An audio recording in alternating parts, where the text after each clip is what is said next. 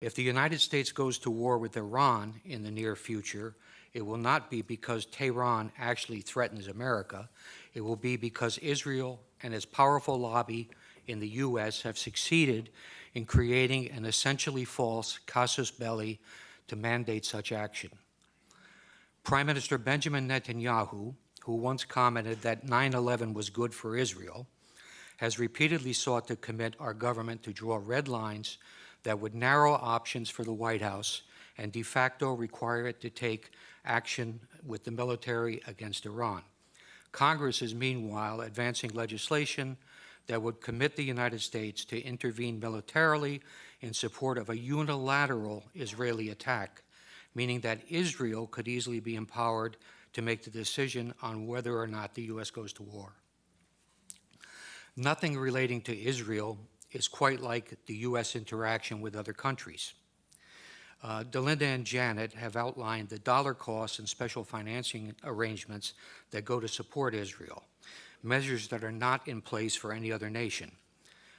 Congress also approved on Wednesday, as part of the United States-Israel Strategic Partnership Act by a vote of 410 to 1, an Israeli exemption from the reciprocity mandated by the so-called visa waiver program.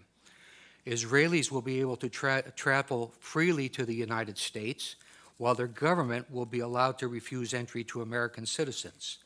This is a privilege that is granted to no other country. One congressman has recently even introduced a bill to cut off federal funding for any academic organization that engages in boycotting Israel. Boycotting other countries is okay. Israel interferes in American elections, most recently on behalf of Mitt Romney. It has corrupted our Congress. Its head of government publicly rebukes our own head of state. Government ministers insult and ridicule John Kerry, and its intelligence officers actually provide alarmist and inaccurate private briefings for American senators on Capitol Hill.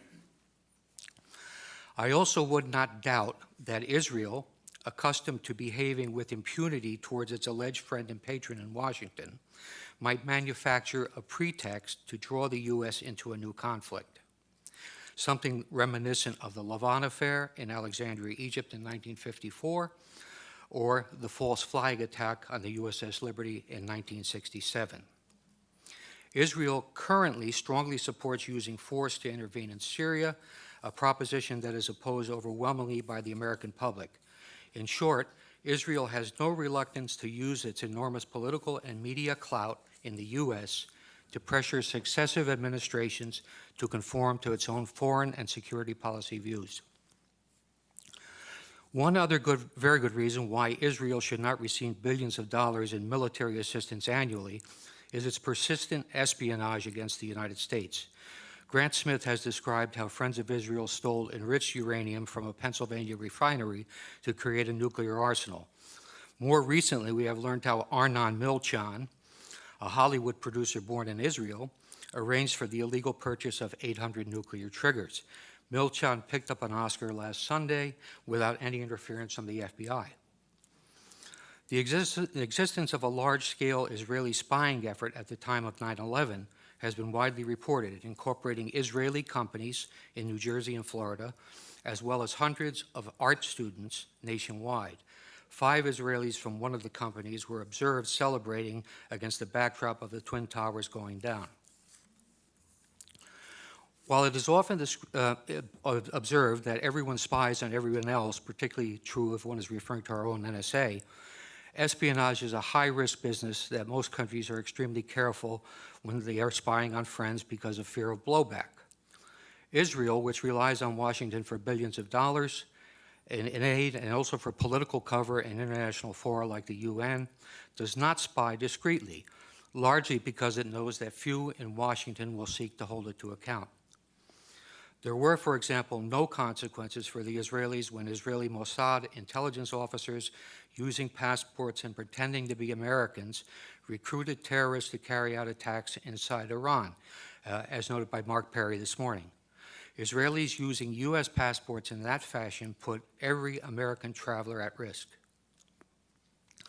Israel, where government and business work hand in hand, has obtained significant advantage by systematically stealing American technology with both military and civilian applications. The U.S. developed technology is then reverse engineered and used by the Israelis to support their own exports. Sometimes when the technology is military in nature and winds up in the hands of an adversary, the consequences can be serious. Israel has sold advanced weapon systems to China that are believed to incorporate technology developed by American companies, including the Python 3 air-to-air missile and the Delilah cruise missile.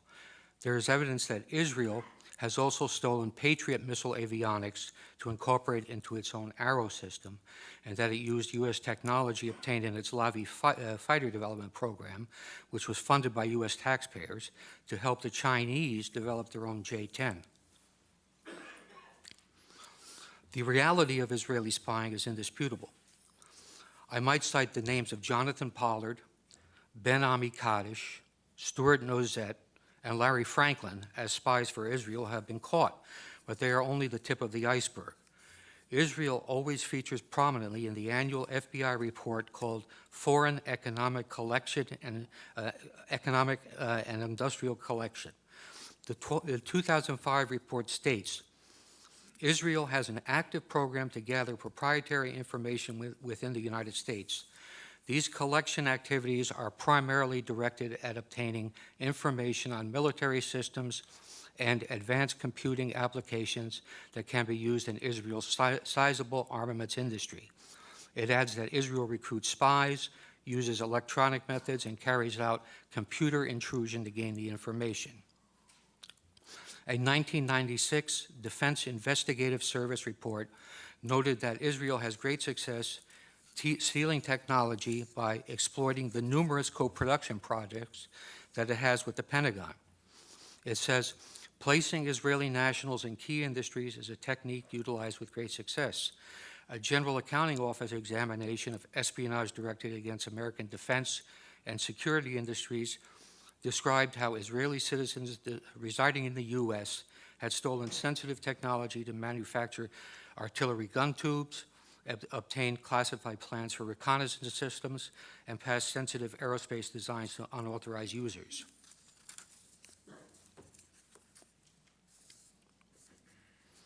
The GAO concluded that Israel conducts, and this is a quote, conducts the most aggressive espionage operation against the United States of any U.S. ally.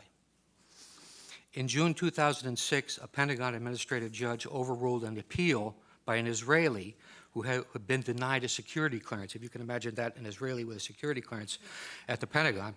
But anyway, they overruled him when he appealed it, and said the Israeli government is actively engaged in military and industrial espionage in the United States.